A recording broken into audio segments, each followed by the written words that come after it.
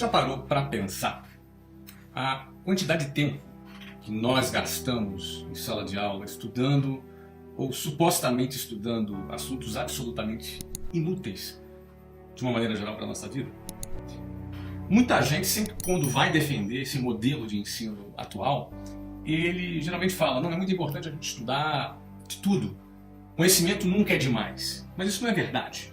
Em primeiro lugar, existem coisas que são úteis e outras coisas que não são úteis. E além do mais, esse sistema de ensino convencional que está aí, ele foi criado e desenvolvido lá na época da Revolução Industrial, quando as fábricas precisavam formar empregados para trabalharem nas indústrias.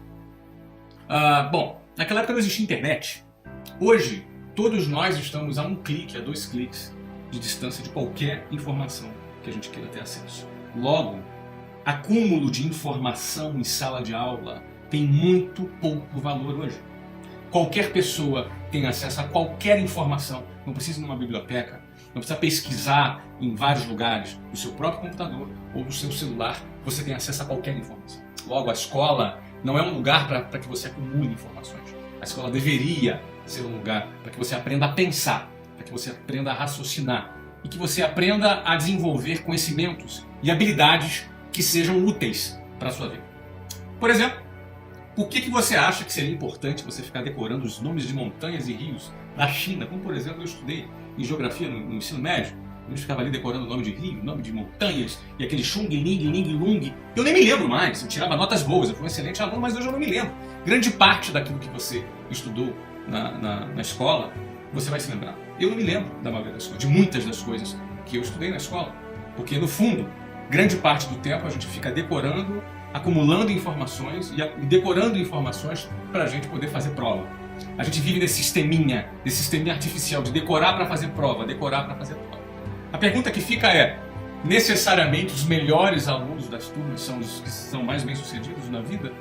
Necessariamente aqueles que mais são bem-sucedidos nesse sisteminha de decorar para fazer prova são aqueles que estarão preparados para resolver os problemas reais da vida? A gente passa mais de uma década sentado numa cadeira da escola. Então, já que isso é importante, eu não estou aqui questionando a importância da escola, mas já que nós vamos passar mais de uma década da nossa vida, alguns passam quase 2 décadas sentados nos bancos do sistema de ensino formal, já que isso vai acontecer, então que seja para algo útil, que seja para alguma coisa que esteja conectado com a realidade, com o mundo moderno e que de fato seja útil para você em toda a vida. Eu li recentemente a pesquisa de que a grande parte dos alunos que se formam no ensino médio são analfabetos funcionais. Na realidade, estou falando até de universitários, são analfabetos funcionais. O que é um analfabeto funcional? É a pessoa que é incapaz de compreender, ler um texto, e ele é incapaz de compreender o que aquele texto simples está querendo transmitir. Isso é muito sério. É um percentual assim esdrúxulo, sei lá, 70%, alguma coisa assim. Grande parte dos universitários são analfabetos funcionais. E grande parte dos alunos formados no ensino médio mal dominam a matemática básica. Passaram mais de uma década nas mãos do sistema de ensino. Mas mais uma vez o sistema de ensino se prova incompetente para isso. Por outro lado, você vê que a gente passa esse período todo sentado numa sala de aula, estudando inglês.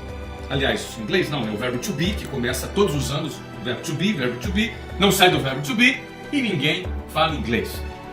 Em vez disso, de se perder tempo estudando aquilo que não tem real utilidade na vida, já que acumular informação não tem o mesmo valor, já que as informações estão a 1 a 2 cliques de distância de cada um de nós, e se a escola tivesse um formato diferente?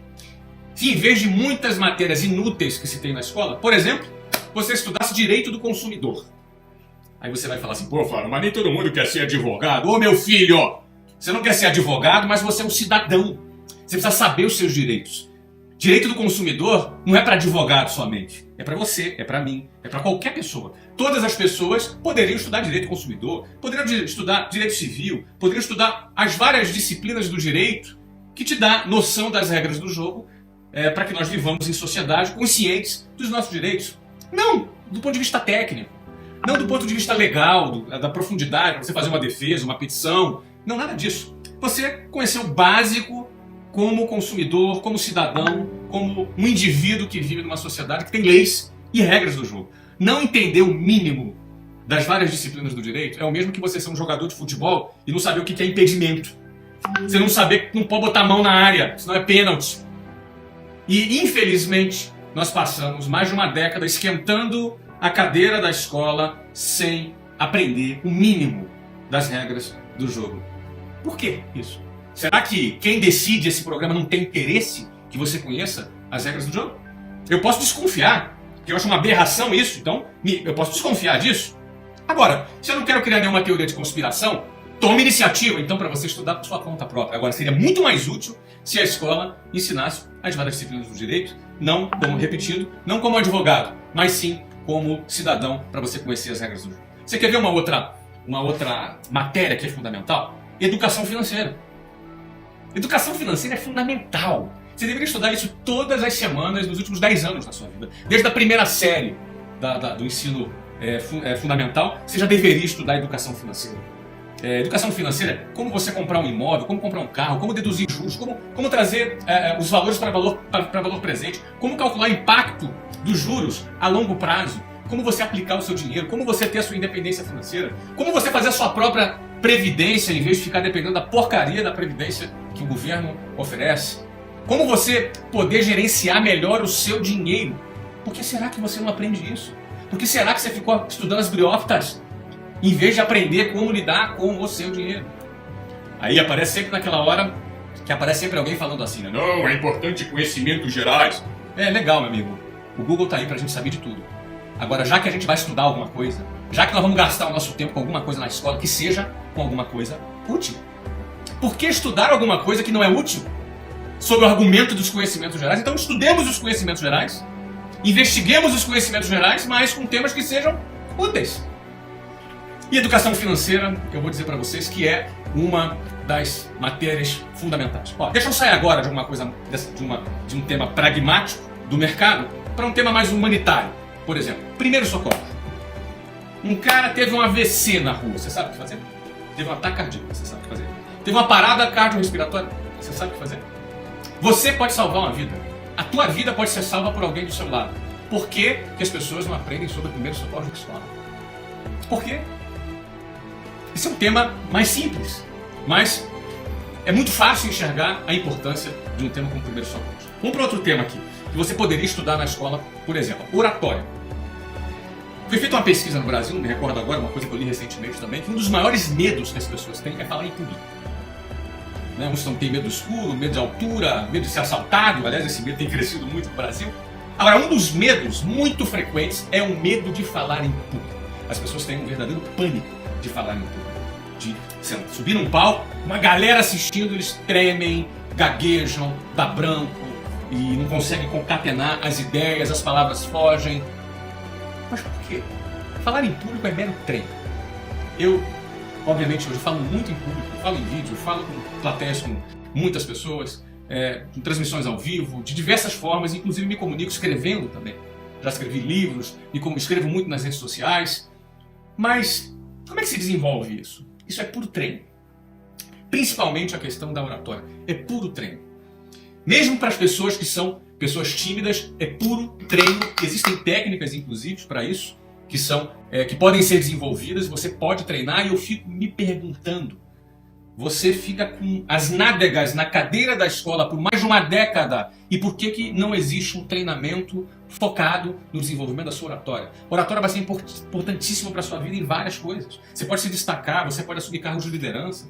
Você obviamente, numa dinâmica de grupo, você vai se destacar, você vai ser contratado muito mais facilmente. Você pode vender produtos, fazer apresentações de produtos.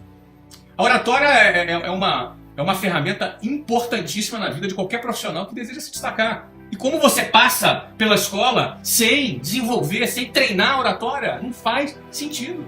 Não faz sentido, porque não tem interesse. Alguém aí não tem interesse em te desenvolver e prefere manter você como um anônimo no meio da multidão? Será que esse é o passo? Bom, vamos passar para a próxima. Outro ponto interessantíssimo que poderia ser ensinado nas escolas desde o início não é inteligência emocional. Acho que inteligência emocional, as pessoas cada vez mais entendem um pouco mais de inteligência emocional. A gente já percebeu que não basta ter que é um coeficiente de inteligência, que é aquela inteligência acadêmica, a sua capacidade de memorizar, a sua capacidade de lembrar das coisas. Isso é bacana, Isso é importante também, mas o seu coeficiente emocional também é fundamental, porque de nada adianta você memorizar bastante as coisas, não é? Mas você desistir na segunda dificuldade, você ser consumido pela ansiedade, você ter um vulcão que entra em erupção fora do seu controle dentro de você, sabe? O vulcão das suas emoções que você põe tudo a perder. Não é verdade? As suas emoções as suas emoções são os seus maiores amigos e o pior dos seus inimigos.